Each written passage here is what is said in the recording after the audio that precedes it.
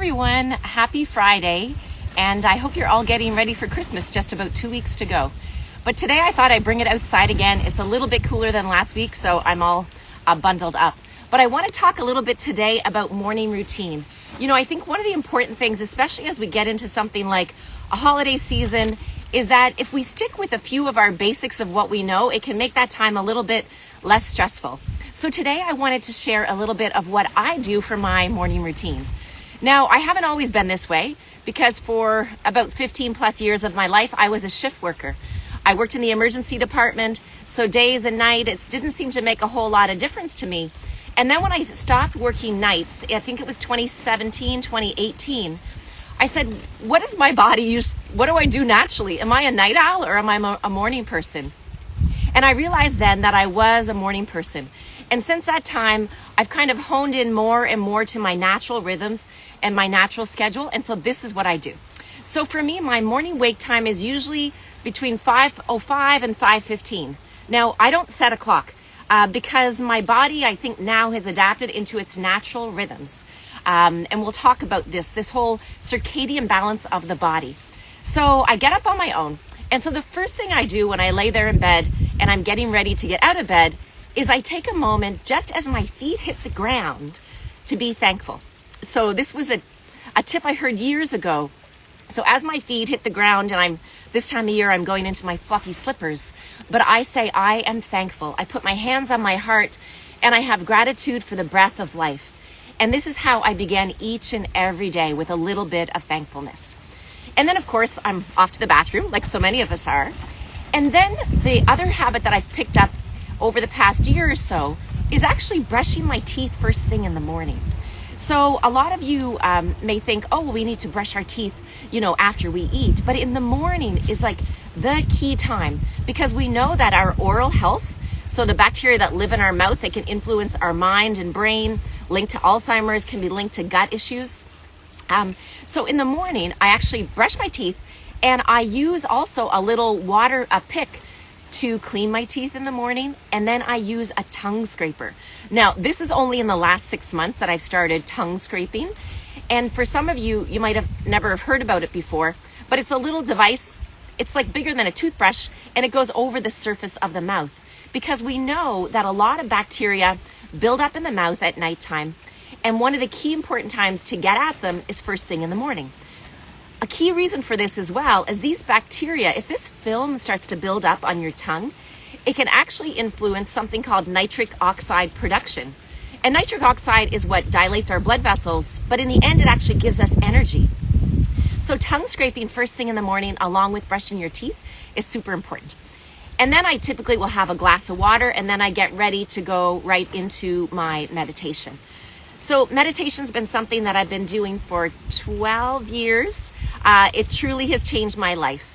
And in the beginning, my meditation practice was often, 5 or 10 minutes of doing some breath work and doing a guided meditation along with an app.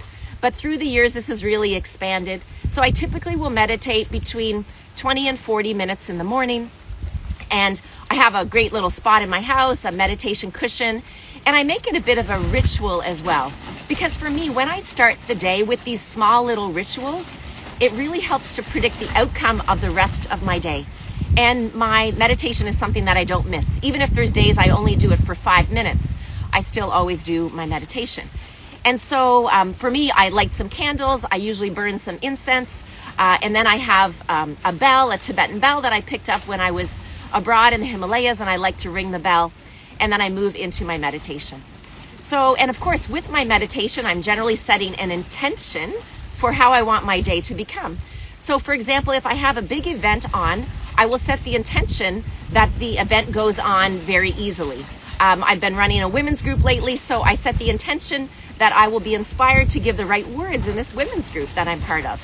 So setting the intention with my meditation is also a key thing for me. So once that's completed, then generally I'm doing some type of movement in the morning.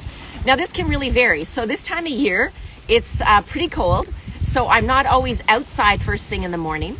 And also the daylight has begun changing. So typically I'm doing some yoga or some qigong.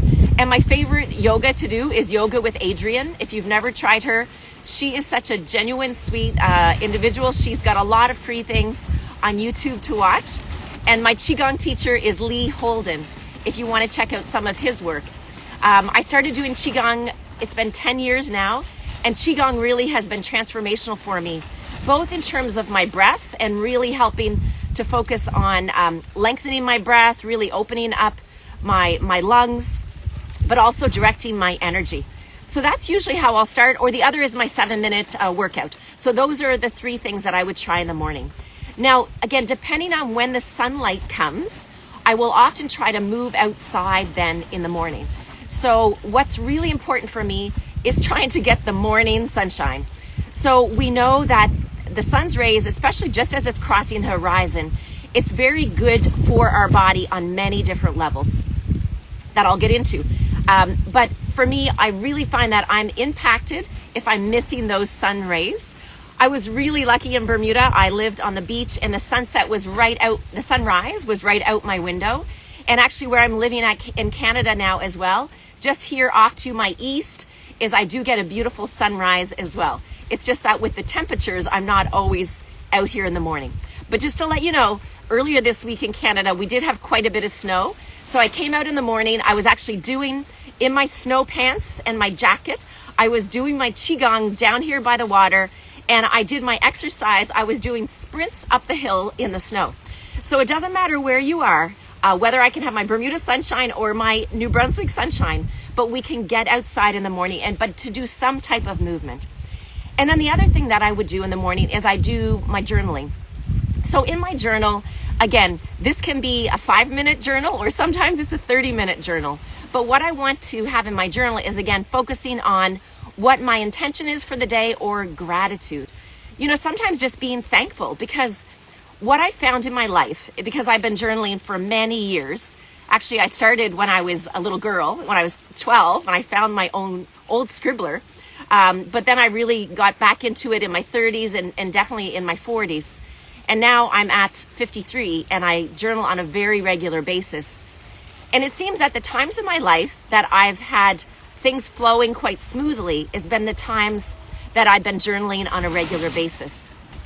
And I think that's because when we journal, for me, it helps me become intentional, because what I write down is what I focus on. And if I have something that I want to do, or if there's things happening in my life, it's like when I get it out of my head and into my journal, I'm helping to express it and helping me to figure out the things that I want to do. So journaling for me is really important. And then, of course, I'm going to eat breakfast at some point. So ideally, I like to eat breakfast when the sun is just after the sun comes up.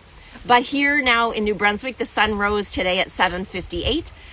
So actually, I did wait until sunrise to have my breakfast. So that really depends on the time of year.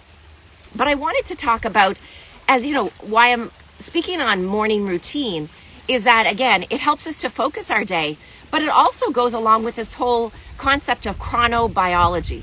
So you've probably heard of circadian rhythms, and this is our day and night rhythms.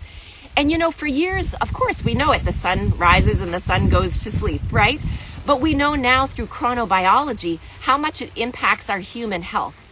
So this term became coined kind of like in the 1960s, but then further, even into 2002, they were trying to define why is it so important for humans that we stick to these circadian balance of everything that's going on, these natural cycles, day and night, the lunar cycles.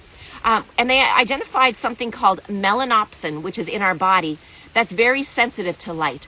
And so when we're trying to regulate our sleep patterns, when we're trying to regulate cortisol and stress, when we're not getting exposure to sunlight, especially the blue light from computer screens and being indoors, this can actually negatively impact our health. So we know that it can have an impact for sure on mood. And we see this a lot, especially in the more northern climates in the winter, because seasonal affective disorder is real when we're not able to get out and get this nice bright light, especially like I'm getting right now here at lunchtime. But also it can impact learning and cognition. So, you know, a lot of times we think about, why is my brain not functioning clearly? Why can't I remember things? Why do I have anxiety? You know, maybe why is my child suffering? Why are they having difficulties at school? Why are they having difficulties getting to sleep at night? Why are they having problems to focus? And this can come down to this concept of chronobiology. So one of the things I just like to ask for you to do as you're going into the Christmas season is first look at what is your morning schedule or your morning routine. If there's something that you do, please, I'd love to hear it if you want to share down below what's become part of your routine. And then if you don't have a morning routine, ask yourself, well, why not? So why are you really too busy that you can't take 5 minutes in the morning to be able to sit? It doesn't have to be to meditate, to do yoga, but could you simply just sit with your cup of coffee and just pause and take a moment to breathe without having your TV or having your cell phone on? And maybe just sip your tea or coffee mindfully. Taking those few minutes of the morning to get our body out of a stress mode and to start the day in this kind of relaxed state of being can really help the trajectory of the rest of your day. So please share any tips with me below. If you have any questions, feel free to comment here. And next week, stay tuned and I will share my nighttime routine with you. Have a wonderful Friday, everyone. Take care.